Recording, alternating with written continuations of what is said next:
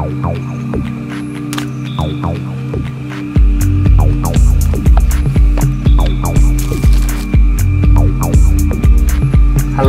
Is this thing on? Okay, I think it is, welcome to Subconscious Spiking. This is a video that goes into psychology and manipulating people on a subconscious level. These are the things jotted around on the screen right now, what I'm going to be teaching in the project, and if I'm going to give you a moment's silence because it's going to subliminally tell you to get the project.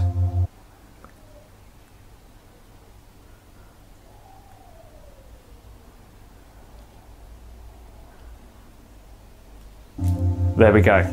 Get the project right now.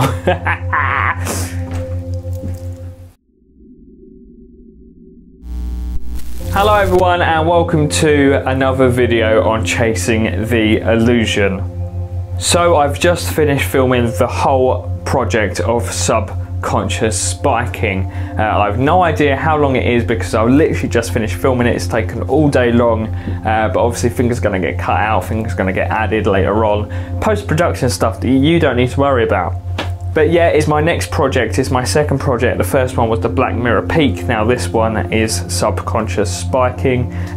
If you can tell by the intro, it goes into a lot more psychological effects and using psychology into your routine. So I'm not really going into detail on magic methods at all.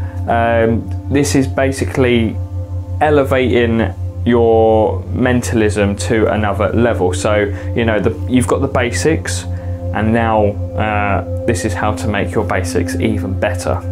And to give you a little taster of what is going on in my project Subconscious Spiking, I am going to be sharing one of the 10 chapters. I've no idea which one it is. I've put a poll out on a couple of magic servers to see what people would like to see most from the project, and here it is. I hope you enjoy it. I certainly did enjoy it making it, so all the links will be down below for Subconscious Spiking, and I will see you on the other end. Now this chapter is one of my favourites to perform, and one that uses real deep psychological theories that do work, and it's such a cool idea. It's not even a magic effect, it's just something that everybody does in their mind, and you're just using it in the magic world. This is the fourth memory system. I've named it the fourth memory system because essentially you are going to be telling people what they are imagining in their minds when they're thinking of a memory. You can literally tell what they are seeing and feeling. This is how good this effect is. And essentially all that you're doing is asking them to do one of two things. So if you ask someone to think of a memory from years and years and years and years ago, chances are when they think of that memory, they're going to be thinking of them doing it in the third person, as if an onlooker watching at what they're doing. Vice versa, if you ask someone to think of a memory recently, they're more likely to think of themselves doing it in the first person from their own eyes, looking at it. And that is what you're doing when you're asking them to think of a memory. Then you just take it one step further to cement their vision in their mind. So if you ask someone to think of a memory from years and years and years ago of them doing something, simple as that. Do that, and then you know for a fact that what they're thinking in their mind is a memory of somebody watching them do it, or them in the third person doing it.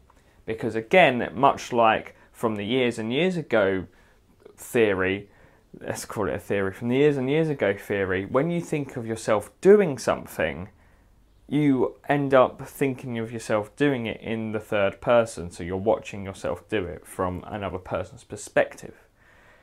And again, if you ask someone to think of a memory quite recently of when they were emotional, when you ask them to think of a time when they were emotional, again, they start to think of it internally and in the first person. So if you just do those two things on either one, you can instantly tell what they are imagining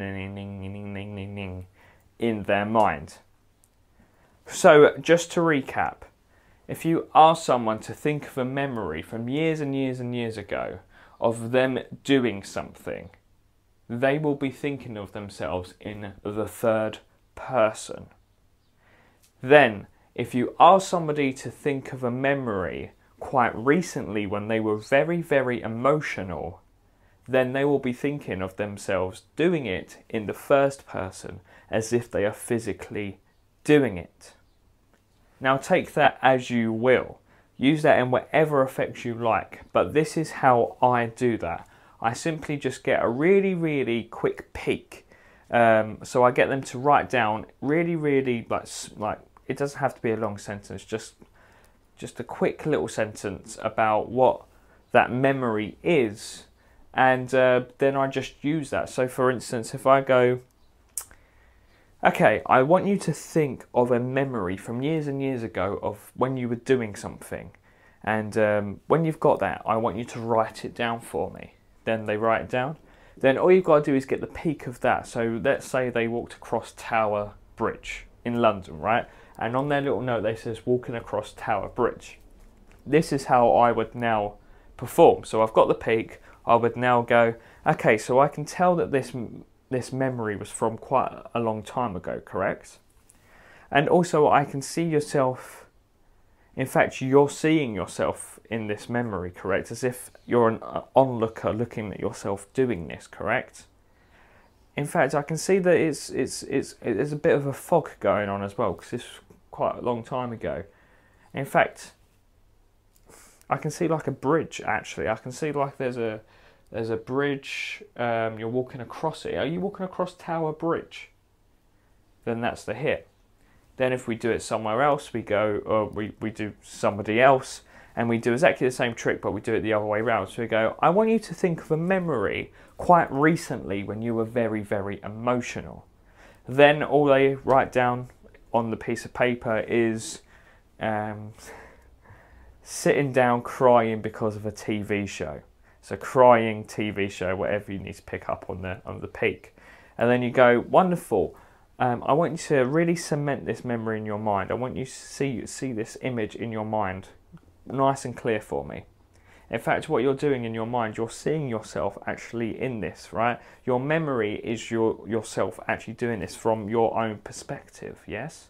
In fact, what you're doing is that you're sitting down crying over something, but I can't really tell what you're crying after. In fact, what you're crying about is a TV show, right? Then it is as simple as that.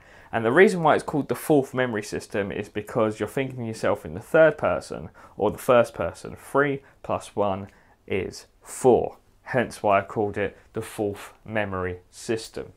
So one last recap. If you want someone to think of something in the third person, it has to be from a long time ago and of them doing something. Both those things. If you want someone to think of themselves doing it in the first person, it's got to be a recent memory and of them being emotional. Those two things just elevate a simple peak of a memory to the next level. Alright guys, and that is the end of the video. I hope you enjoyed that little snippet of what happens in the project. If you like what you saw and you want to see more, obviously there is a lot more that goes into Subconcious Spy Kid. Check out the link below.